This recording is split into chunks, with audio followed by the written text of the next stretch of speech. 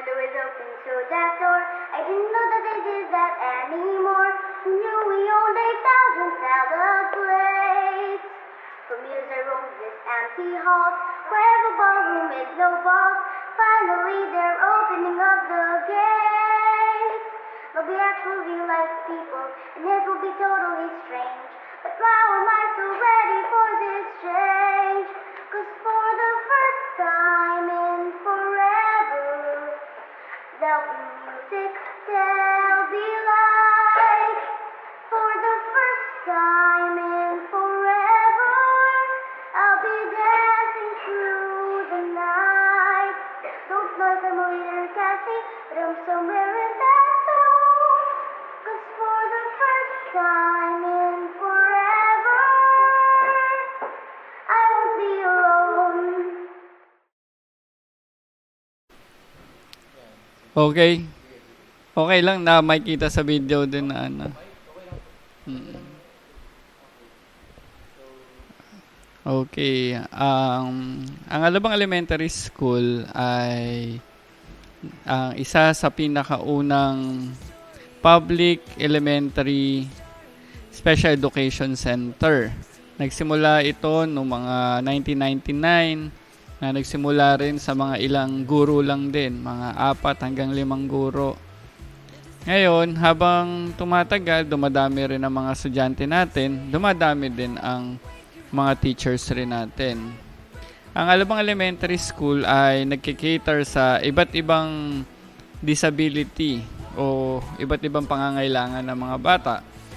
Katulad na child with autism, child with intellectual disability, child with learning disability, child with Down syndrome, child with hearing impairment, and child with visual impairment. Ngayon, iba't ibang programa rin na ino-offer din namin. Meron kaming kinder na ito yung nagsisimula sa mga 5 years old hanggang 10 years old. At transition program naman para sa mga 11 hanggang 14 years old. Pero nagsimula ito kasi walang limit eh. So, may mga taon, mga nakaraan bago mag-pandemic, meron kaming mga estudyante na umaabot hanggang 25 years old. Ngayon, yung mga taon na yun, mga lumipas rin, ay syempre, bawat taon na matatapos, ay may kaba kung sila ba ay saan pupunta na pagkatapos. Maganda rin na ang Department of Education ay nagkaroon ng secondary special education. So, lahat ng mga 15 years old and above, doon na pupunta sa high school or sa self-contained na high school naman. Alabang Elementary School din, isa sa pinakamalaki na school na nagkikater ng learners with special educational needs. Kami ngayon ay 200 plus para sa self-contained at meron kami mga 50 hanggang 70 na estudyante na under ng inclusive education. Ang general goals ng Alabang Elementary School, special education, or para sa mga learners with disabilities or learners with special educational needs ay syempre independence. Independence in terms of activity of daily living. Yeah. So, academically, kailangan rin maging independent sila. And syempre, ang isa pang goal natin is ma-include din sila sa inclusive education. Pero kung hindi man sila ma-include, at least meron tayo mga programa katulad ng transition program na pwedeng maging bahagi or makatulong sa kanila financially.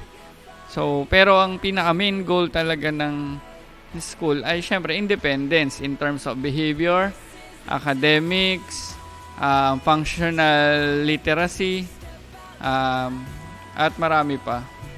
Ang main goal talaga kasi syempre ng Department of Education, lalo na nung ipinatupad yung DepEd Order 44 Series of 2021 as well as yung Republic Act 11560, diba, na pinapatibay ang inclusive education. Doon talaga lahat sana papunta ang mga bata natin. So, yung mga nandito sa kinder, kapag at least bibigyan ng at least 1 year para i-modify yung behavior at ma-modify na rin yung academic skills sila para ma-meet nila yung competencies pagdating sa regular classroom. So, pero syempre, meron din, di rin natin masasabi, meron din kasing mga bata din na in terms of severity ng disability. So, kaya nga meron pa rin tayong options para sa mga bata na hindi talaga makakapunta sa regular, at least meron tayong program na pwedeng i-offer sa kanila. May sabi natin, may part syempre mahirap kasi hindi lang academics ang kailangan mo i-target, pati yung behavior ng bata, pati yung mga needs ng bata, kailangan mo rin i-address bago mo pa ma-target yung mismo academic skills nila sa school. So, sabi nga mahirap, pero kung i-enjoy rin naman natin at para, sabi nga, para sa bata, gagawin natin ang lahat para makatulong at ma-meet natin yung goal natin na maging independent sila in the future.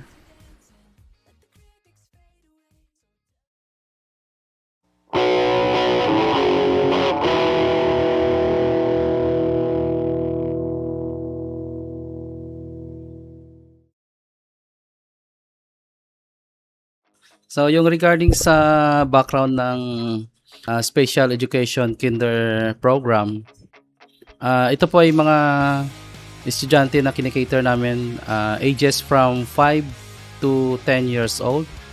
So, usually may mga different exceptionalities. Yung pinaka number one na kinikater ko talaga is yung mga ASD or children with autism spectrum disorders.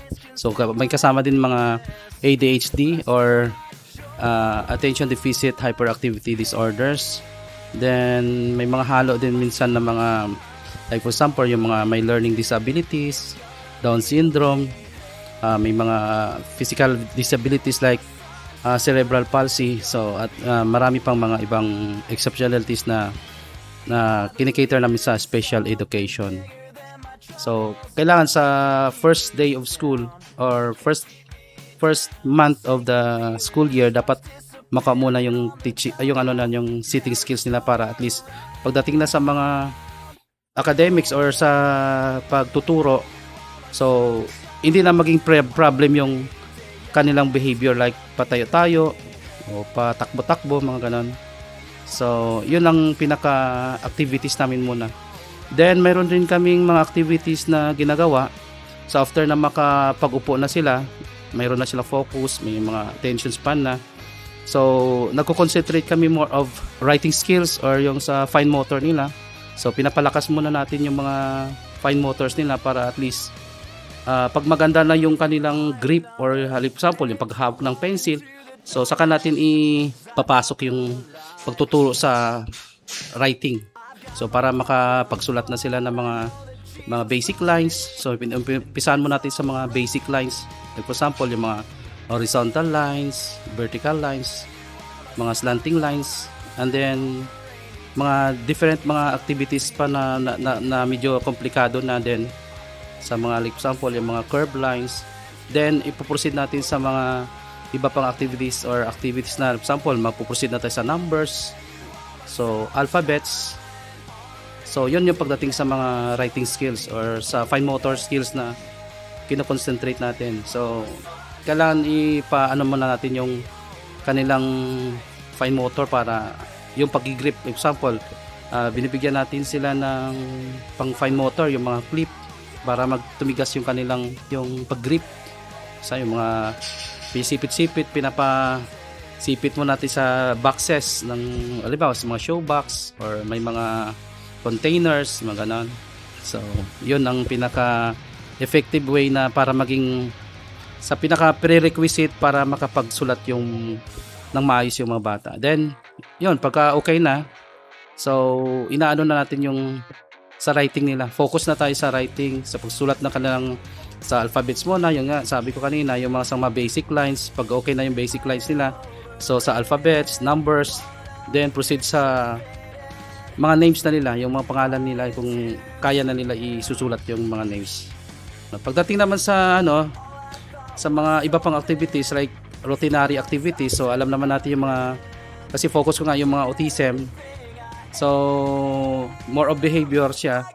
Routinary activities kasi ang mga ASD kailangan bago mag-start ang klase may routine talaga sila para hindi sila magwala or hindi sila mag-hyper. So, ang ginagawa namin may mga routinary activities, pinapakanta, prayer. Yan. Then, para malabas pa nila yung mga kanilang mga extra energies, mga hyperactivity na. So, pinapa-exercises. Then, after ng exercises, mayroon pa silang routinary activities na umiikot sila sa loob ng classroom kasi hindi naman namin pwede. Minsan ginagawa rin sa labas. So, dito na lang sa loob instead of sa labas para hindi nakakain ng daming oras. So, dito pinapaikot-ikot namin yan. Naka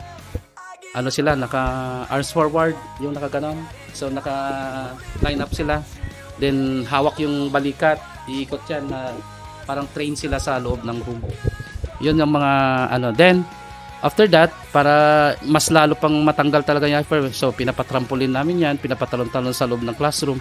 Para at least pagdating na ng oras na ng klase, so kalmado na sila, nakakapag-rest na, or uupo na lang sila, tapos makikinig na. So nandun na makukuha na natin yung kanilang focus. So yun, may mga may activities, like example, yung mga socialization na ginagawa natin sa labas. So may mga palaro, yun, yung more of gross motor naman yun. Pinapatakbo, pinapatalon-talon natin. Then, yung may mga obstacle course din or yung pinapadaan natin sa balance beam para maging okay yung kanilang balance. So, yun lang yung mga ibang activities. So marami pa pero marami talaga siyang i-mention pa. So, yung pinaka-goal talaga namin as SPED teacher para sa pagtuturo sa kinder SPED ay yung mapa-include yung mga bata sa regular class. So may tinatawag na kasi tayo ngayong inclusion program. So hangga't maaari at the age of 5, 6, 7 or sa loob ng 1 year o 2 years kung kaya. So ina-address natin yung lahat ng mga needs ng mga special kids na ito. So hangga't maaari ma-achieve natin yung kanilang target na maging academically prepared sila, then behaviorally prepared para at least ready na sila for inclusion program or ready for regular class. So pwede natin silang i-promote sa regular class pag na-address natin yung dalawang pinaka-importante na needs ng mga na requirement para mailipat sila sa regular class. Yes, sir. So, yung pinaka-challenge talaga, so since mga ESD yan, mga ADHD yan, so more of talaga may mga problems sa pagdating sa behavior, so sa routinary activities, nandun sila nagkakaroon ng tantrums. So, yan ang madugo sa pagdating sa pag-handle sa mga bata na may mga special na pangangailangan. Diyan, nasusubukan or na-experience namin yung matadyakan, masusugatan, masasampal, maduduraan. So lahat ng mga hindi kanais-nais na dapat na hindi ma-experience ng isang teacher ay naranasan namin at pinaka-challenge talaga yun sa amin lahat na mapaayos yung kanilang behavior o mapabehave namin sila at malesen kung di man ma-address malilesen yung kanilang tantrums kasi alam naman natin kahit sa bahay nila kahit sa lilingan nila magulang, hindi nila yung kanilang anak, hindi nila magawang mapasunod, mapapabehave. Pero sa awa naman ng Diyos at sa tulong ni God, binigyan kami ng special talents na mi-address lahat yung mga behavior. Kaya unlike before, talagang hirap kami. Pero sa ngayon naman, pagdating na ng medyo kalagitnaan ng school year ay naging kalmado na, naging behave na yung mga bata. So naging disiplinado na rin at the same time marami na rin namang mga improvements na nakikita namin na kahit ang mga magulang nila ay natutuwa na dating mga bata na napaka-wild, napaka-hyper na hindi mo maintindihan, may mga times pa na tumatalon sa mga bakod, may tumatakbo na halos na hinahabol namin, napupunit yung mga damit namin. Pero sa ngayon nakakatuwa naman kasi maganda naman ang mga feedback ng mga parents at na-appreciate nila yung mga effort na ginagawa namin mga SPED teachers kasi kung compared before, so napakalayo na yung kanilang behavior. ngayon at na-lessen na rin yung mga behavior, mga tantrums nila, yung dating mga super hyper, may mga crying tantrums, may mga separation anxiety. So ngayon, na-address na namin yon. Sa akin kasi pinagtsatsagaan ko talaga sila na makapagsalita eh. So ini-encourage ko talaga yung mga bata na makapagsalita, na kahit hindi natin masabi na parang walang pag-asa, pero nandun pa rin ang hope natin na mapapasalita natin sila. So ngayon, ang pinaka-favorite moments ko ay yung mga bata na yun na akala mo hindi makapagsalita, ngayon ay napapasalita natin. So sa tulong rin ng mga parents na ina-advise ko na sila na, ganito mami, daddy, wag nating tigilan na ang mga bata hindi makapagsalita. Kahit sabihin natin hindi makapagsalita, encourage natin hangga't maaari, i-one-on-one natin. Pag every time na kausap natin, kailan naka-eye to eye contact sila. At saka encourage na talaga natin na maibuka yung bibig nila. Kahit hindi sila makapagsalita, isabihin nyo pa rin yung mga dapat ninyong sasabihin. Kahit for one word na lang. So ngayon, nakikita ko sa mga estudyante ko, siguro sa out of 10 na estudyante, 8 or 7 or 8 na yung nakapagsalita doon. So 2 or 3 na lang yung hindi. So isa sa mga pinaka-favorite ko 'yon kasi talagang naging successful ako doon sa pagdating sa bagay na 'yon. Kasi kahit ang mga magulang nila na nakakapagbigay na sila ng feedback ng teacher, sabi niya, nakapagsalita na yung anak ko, mga gano'n. Nakapagkanta na sila, nagugulat kami. So ibig sabihin may pala yun, may impact yun sa mga bata na kahit sabi natin na napakahirap gawin, pero sa tiyaga at sa gradually na nandun yung improvement nila.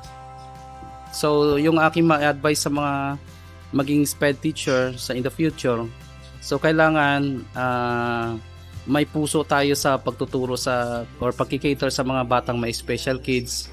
Kailangan doblehin natin yung tiyaga, yung pasensya, yung pagmamahal, lahat ng mga, kumbaga, yung mga beyond na dapat natin gawin sa bata na kahit wala na silang ganong bagay or wala na silang pag-asa. So gawin pa rin natin yung best natin na matulungan sila kasi sila ay mga angels na kailangan ng tulong natin bilang mga SPED teachers kasi wala naman talagang na sila kumbaga sa iba wala silang chance o wala na silang pag-asa na ma-improve, pero sa atin mga SPED teachers, so masabi ko na malaki ang maiambag natin o maigagawa natin sa mga batang ito, lalo na sa improvements like sa behavior, yung sa kanilang mga life skills, yung mga social skills nila. So lahat ng mga aspects na mga needs nila na dapat natin i-address ay kailangan nating i-touch lahat yon at gawin natin yung best natin na maturuan sila ng sapat at gawin ang lahat para sa kanilang improvements at sa maging productive sila, na maging productive na mga citizen ng ating bansa, at the same time hindi sila maging pabigat sa kanilang pamilya. Yun ang pinaka-goal natin, dapat na maging independent sila pagdating ng araw.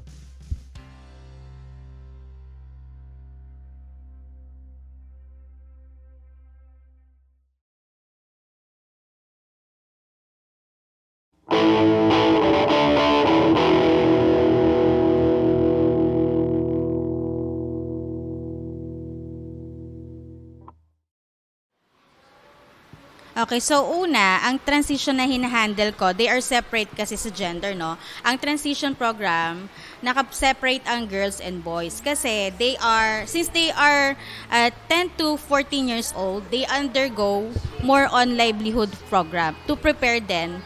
Pag nag-exit na sila, to prepare them para sa livelihood din. Kasi alam naman natin, we are aware that as children with special needs, hindi sila more on sa academic. So, nagpo-focus kami more on sa pag-train ng kanilang livelihood skills.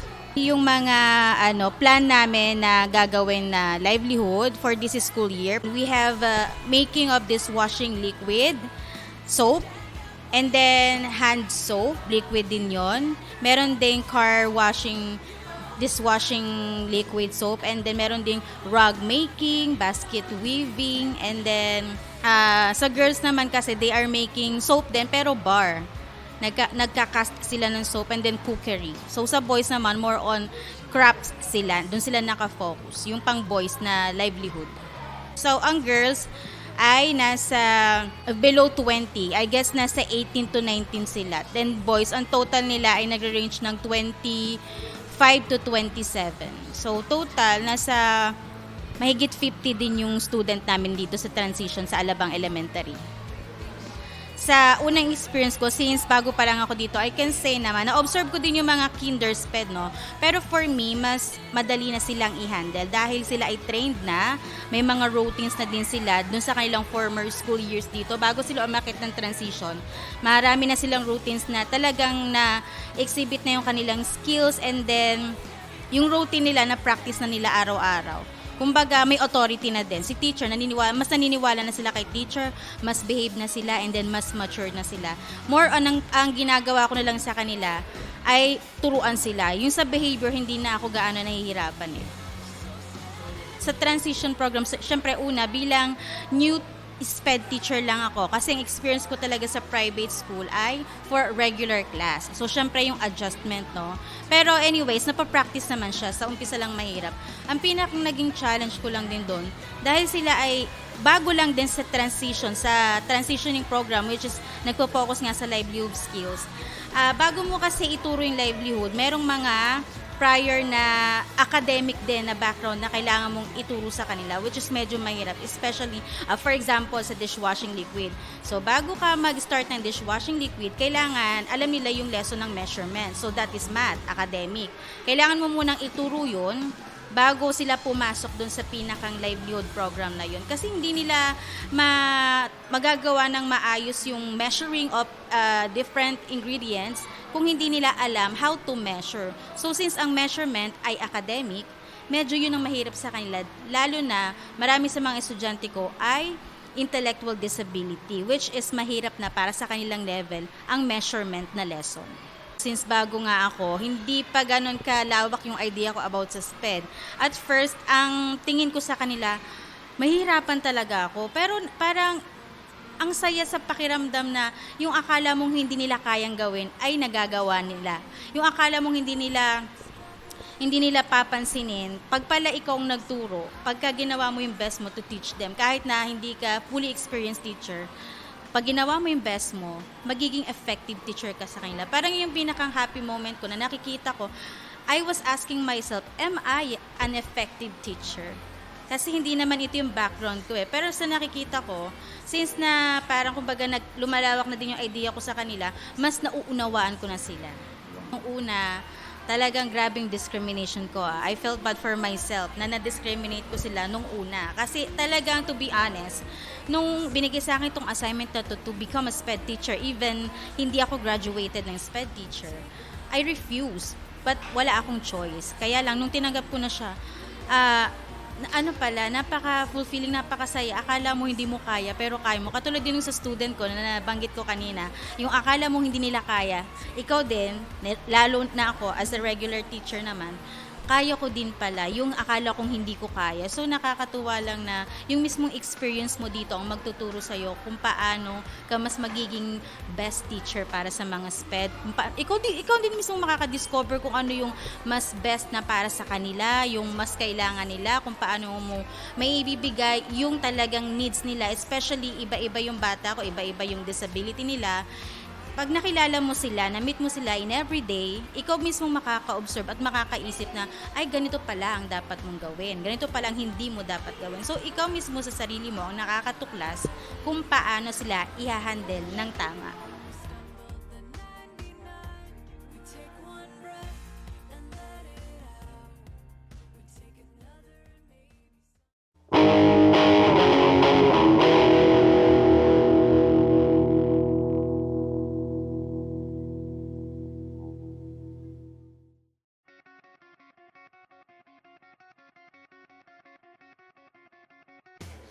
Ngayon, ang tanong, paano ba sila nailalagay sa regular? Paano natin masasabi na ready yung mga bata doon sa regular classroom? Una syempre is yung behavior. Kailangan ma-target natin yung behavior nila. So titingnan natin kung yung work behavior skills ba nila katulad na attention span, concentration, frustration tolerance, saka yung impulse control nila is na-address na. Kasi kung titingnan natin ilang oras magsistay ang bata sa regular classroom. And then syempre kailangan natin i-consider yon yung tagal na dapat maka-adjust sila doon. So mula dito sa atin sa special education is ina-address na yung work behavior skills nila. Once na ready na, nailalagay na. Behaviorally, okay na. Ngayon naman, next is yung academics naman. So, sir, paano natin malalaman na kung yung bata is ready na for academics? So, una ay, ang basis natin is yung competencies na nire-require sa regular classroom. So, kung kinder, syempre, dapat academically ready sila. Possible, di ba, naka-identify na sila ng mga letters, number, shapes, mga concepts, and then, meron silang communication skills din. So, receptive and expressive. Pag sa grade 1 naman, is at least, di ba, merong tayo na may reading skills na yan. And then, konti na lang is madidevelop na rin yung comprehension din ng bata. Kasi yun ang mga skills na nare-require pagdating sa inclusive education. Siyempre, di ba, ang kailangan pa natin i-consider is yung preparedness rin. Hindi lang ng bata, preparedness rin pati ng mga magulang. Pagdating siya, siyempre, ang lagi kong sinasabi sa mga parents, mas malaki ang obligasyon natin o responsibility natin pag ang bata ay inilagay sa regular classroom. For example pala, nandun na yung bata, nasa regular. Para hindi magkaroon ng frustration, hindi siya ma-frustrate, ma-develop din yung motivation niya, kailangan bigyan natin siya ng prior knowledge pagdating sa mga topics na i-discuss din doon. Kasi isang nagiging cause ng inappropriate behavior, minsan kasi is yung weakness rin nila. Di ba? Pag hindi makakabasa, so ang nangyari dyan, meron silang alternative na gagawin. Pwede na lang na yung maging disruptive sila pagdating sa loob ng classroom kasi to cover up ano yung weaknesses nila. Marami tayong kailangan i-consider pagdating sa pag-transfer ng bata from self-contained or special education going to inclusive education. And then, kasama na rin dyan yung readiness and training din ng mga receiving teachers natin. Kasi, syempre, dapat may knowledge sila o may skills sila kung paano i-handle yan. Yung mga different behaviors, yung mga possible na academic needs ng mga bata. So, kailangan is holistic ang development natin. Hindi lang din sa bata, pati rin yung mga tao na nakapaligid din sa kanya. Yung mga bata is nagkakaroon ng pull out. Bakit? Kasi to give them supplemental activities. Kasi, di ba, generalize ang instruction pagdating sa regular classroom. So, sa atin naman is ginagawa nating individualize para ma-address yung mas malalim pa na pangangailangan ni bata. Or mas maturuan pa siya doon sa mga unmastered skills niya. And then, as well as, syempre, kaya din pinupull out yung bata para i-address yung behavior din ng bata. Kasi, syempre, kanyari, nagiging disruptive na siya doon. So, ngayon dito naman, bibigyan siya ng behavior modification, counseling, pagdating dito sa pag pinull out sila or sa special education. As a teacher in regular class with inclusive learners from SPED department, I found it a little bit challenging because aside from my regular lessons, I have to plan or I have to provide individual lesson plan for each of my inclusive learners. I'm handling 3 inclusive learners this school year, and then I have to provide separate educational inclusive plan for them aside from my regular lesson plan. And inside the classroom, I have to consider how they understand, how they respond, and how they enjoy my lesson. So aside from my regular lesson like preparing my visual aids, I also prepare another visual aids, which I call it differentiated instruction. I cater them differently according to what they need in terms of academics, in terms of emotionally, and even their physical needs.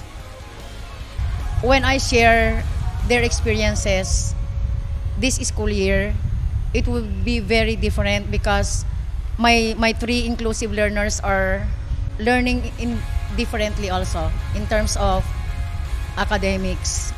It seems one of them really left behind, but it seems even though kahit left behind siya, the girl, she enjoys the class because she feels she's one of them in terms of group discussions, in terms of camaraderie, and the girl is friendly, knows how to behave well. But the other one, yung boy, I have a boy who cannot really mingle with the group. Hindi siya nag-enjoy sa group mates niya, behaves differently, and cannot catch up with the lesson. Third quarter na, hirap siyang magbasa pa rin, hirap siyang mag-sounds, and cannot even remember the lesson of the day. So I have to provide another session or remedial class for him. And then after the class, I always talk to the mother who caters him every day. And then may lesson din siya sa bahay. Yun yung extension ng ano niya sa klase ko. And then the other one also, si boy number 2. In terms of academics, he enjoys the lesson. He can mingle with the rest of the group. He knows how to relate and share what he learned from the lesson for the day. Yun siya. But meron lang siyang speech defect, yung boy number 2, meron siyang speech defect. Yun yung hindi mo maintindihan minsan yung words niya. Pero dahil third quarter na, ilang months na kaming magkasamang dalawa, naintindihan ko kung anong sinasabi niya. Yun. Generally, in terms of attitude, boy number 2 can create a group of his own. Normal yung pakikitungo niya sa the rest of the group. Yun lang yung speech defect lang. And then, he enjoys every activity in the class. So, wala siyang extension ng gagawin sa bahay.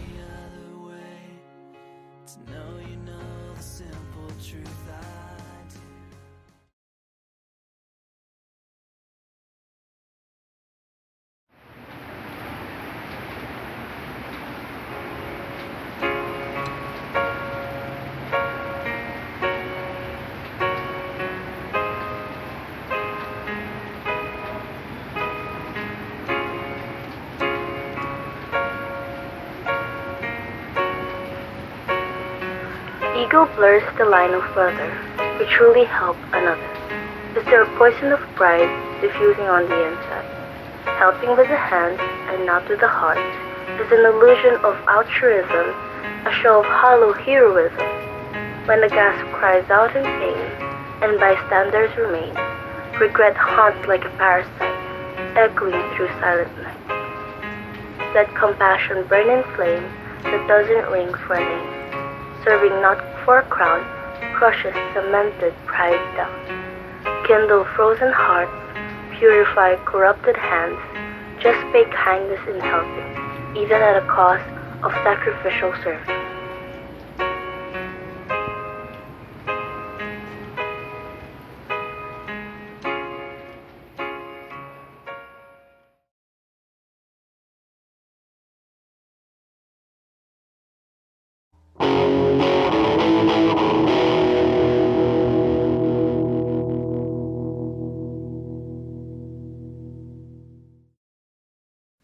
So, for every school naman, ang EDUC kasi, part of their curriculum is the internship program. Pero prior to that, meron silang field observation lang.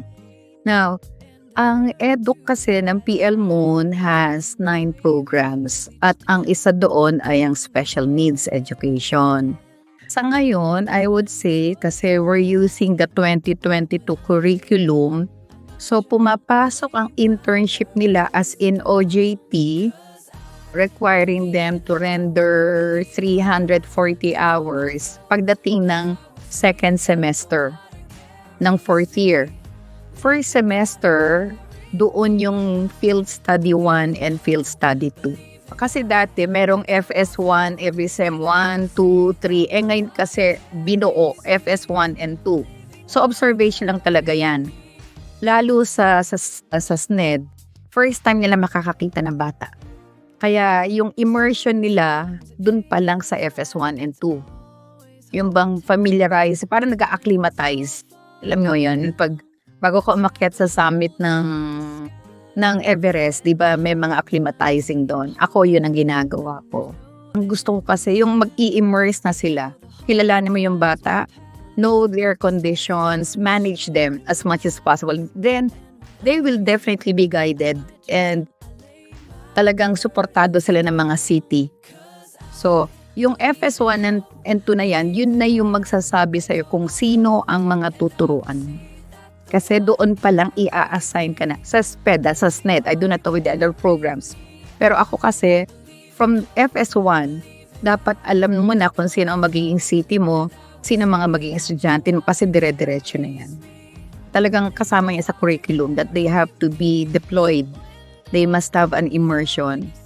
Ngayon, sila yung mga talagang aspiring to become teachers for SNED, for SPED dati. Now, ang goal ko sa kanila, magturo. Kasi iba ang labanan sa loob ng university. Theories lang yan eh. So, I want those theories be applied. And kasi, honestly, ang pagtuturo kasi sa SNED, mas marami yung diskarte. Yung maging smart ka. Kaysa by the book. Kasi maraming bagay na nasa actual na wala sa libro. So, it has to be balanced. Sa Pilipinas, ang pinakamataas ng entry level ng teacher nasa SNED. They will start it at entry level SG 13. Sa DepEd, yan ang pinakamataas na salary grade na nag-start. Kasi yung iba, SG 8, SG 10, ito 13 kagad. Ano pa? If they want to see greener pasture, alam mo yon, yan, mabilis. Kasi iba ang mga SNED teachers ng Pilipinas. Kaya pinagkakaguluhan yan sa ibang bansa. Kasi kailangan matulungan itong mga batang ito. For them to be part of the society. For them not to become a burden for their families. To be self-sufficient. Ako kasi, I have been an advocate for the longest time. So, gusto ko tinatranslate ko yun sa bata. And, yung alam mo na may papatupad mo yung hindi dahil meron silang disability ay they will be discriminated. Ayoko nun. Kaya yun din na tinatranslate ko sa mga bata. This is more than teaching. This is more than the profession. And this entails a heart. Without the heart, this is not your place. Experience ko is exciting yet fulfilling. Kasi andito na ako sa track na kung saan gusto ko talagang ma-experience how to teach sa mga batang special. Mga challenges is yun nga, time management kasi I'm a mother and also a working student, halo-halo na while doing this. Ayun nga, time management, paano hindi ma-late papunta dito. Tapos, in terms naman sa challenge dito, yun nga yung number 1 talaga, yung behavior ng bata. Kasi, syempre, bago ako dito, kami dito, STs pa lang. So, ito talaga yung first time na na-encounter namin kung ano talaga yung behavior ng mga bata sa loob ng classroom. So, there's one time na hubaran ako ng palda habang gumagawa ng drill, tapos nasapak, yung bigla na lang ng hampas, ganun. So, yun yung mga challenges na na-encounter ko dito. Yan pa lang so far. Hindi pa yun malala, pero sana wag naman.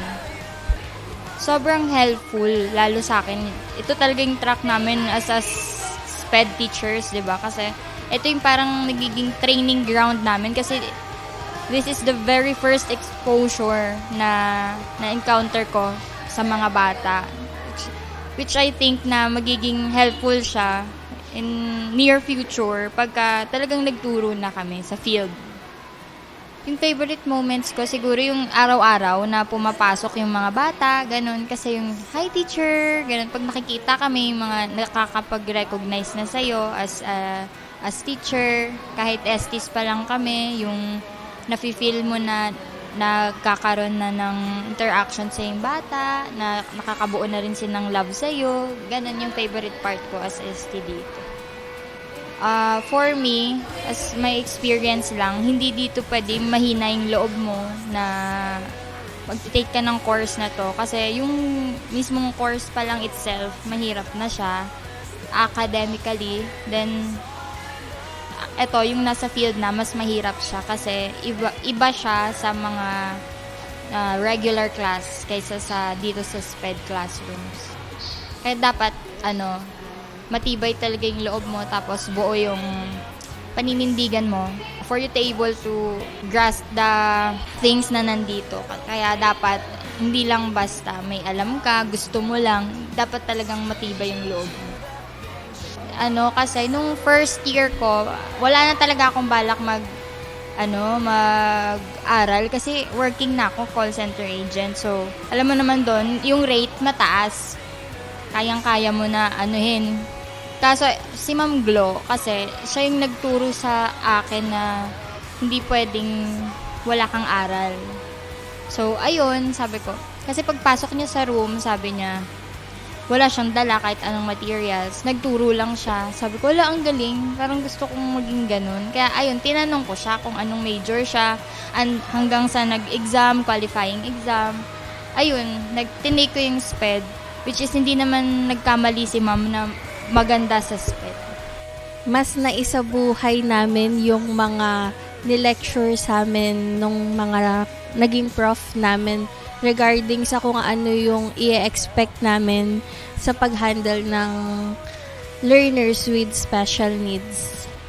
Bali, na-appoint ako ni Ma'am Glo Navarro as focal person dito sa cooperating school namin sa Alabang Elementary School.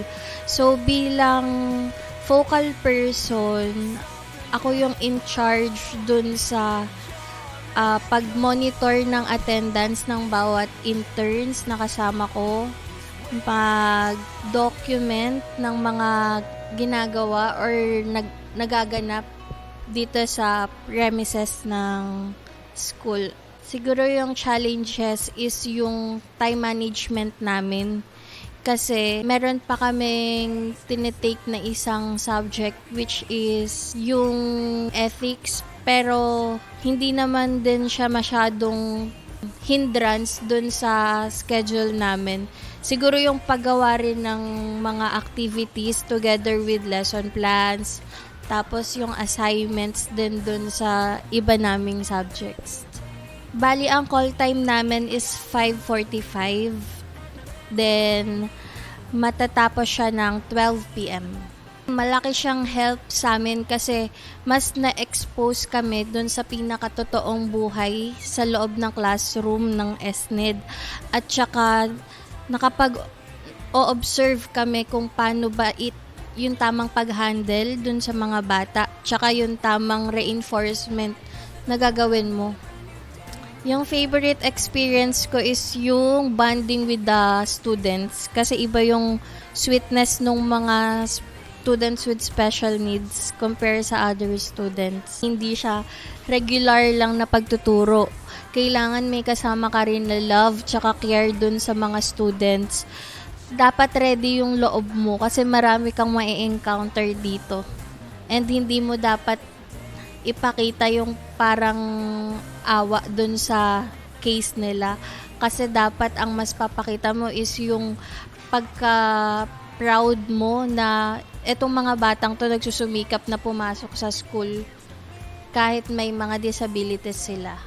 Specific challenges is yung iba't ibang types of disability yung ma-handle mo. Kasi syempre, hindi lang naman ASD, hindi lang ADHD, meron din may CP, may DS, then or Down syndrome.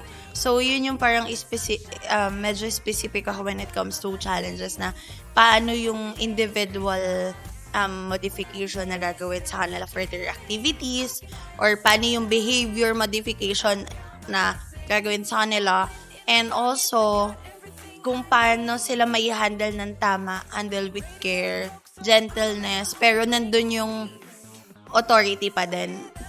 Siguro yung favorite moments ko yung first time ko mag-teach na talagang ako yung nagturo sa whole class talaga. Tapos kung paano, siguro yung favorite moment ko din na yung kahit yung mga non-verbal kong mga students is yung nakakapag-respond sila na kahit na hindi ganun ka-specific pero may natutunan sila.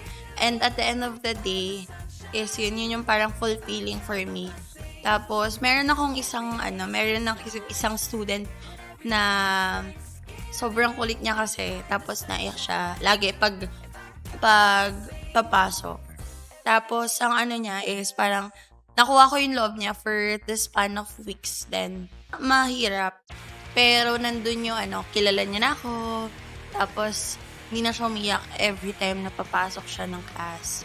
Parang yun yung fulfilling moment ko na kilala niya ako. Kasi syempre wala naman silang specific na hindi naman nila automatic kilala yung isang tao. So parang sobrang fulfilling siya and favorite moment ko siya. Siguro yung mahalaga natutunan ko is yung number 1, yung makikisama ka talaga. Makikisama ka and also you learn from other teachers na hindi lang sa city mo or sa cooperative teacher but ibang experience sa mga teachers na na-share nila. Tapos parang you're learning from that na ganitong student, ganito mo siya i-handle, ganitong lesson, pwede mo siyang i-expand pa and creativity-wise, ganyan. Natutunan ko din yung parang paano mas lalong mahalin yung mga batang may special needs. May sepangs ka kapag talagang walang pasok sa isang araw mo, mag-aalala ka kung may ginagawa nila or nandun yung attachment and yung relationship between the student and the teacher. Hindi lahat matututunan mo sa libro. Hindi lahat matututunan mo sa school. Hindi lahat itinuturo sa school. Lalo na yung pagmamahal, pagkikare sa mga batang may special needs.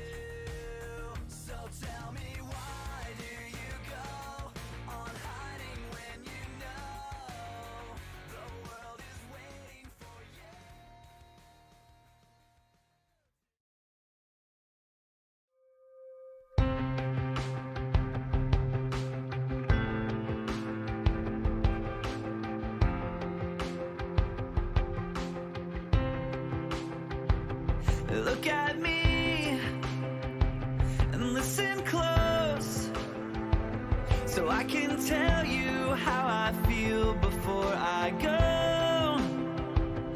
Just a year, it's not much time for me to show you I am proud that you are mine.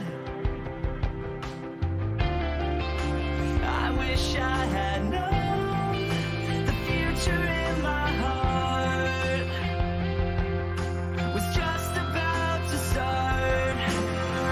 Say tomorrow I can't follow you there. Just close your eyes and sing for me.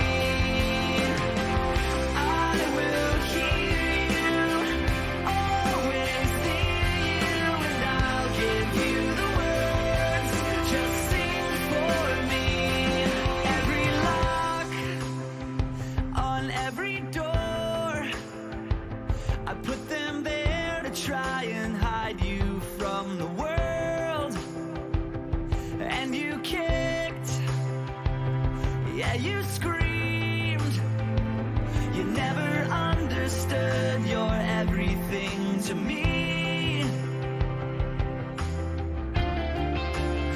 just hope you know